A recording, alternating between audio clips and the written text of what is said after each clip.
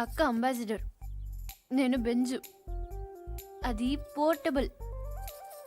నేను ప్లాస్మా. అది life boy. నేను లక్స్. అందుకే నా అందం దానికి ప్రాబ్లం కాకూడదని ఇలా వచ్చాను. దేవుడు దయ వల్ల దానికి పెళ్ళైపోతే అక్కడో గంటకు తగ్గ బంటలో ఏ హృతిక్ రోషనో అభిషేక్ బచ్చనో దొరకపోలే. చూసావా, నువ్వు కూడా చూపు తిప్పుకోలేకపోతున్నావు. అయ్యో దేవుడా, ఎందుకయ్యా ఇంత అందం ఇచ్చావు నాకు?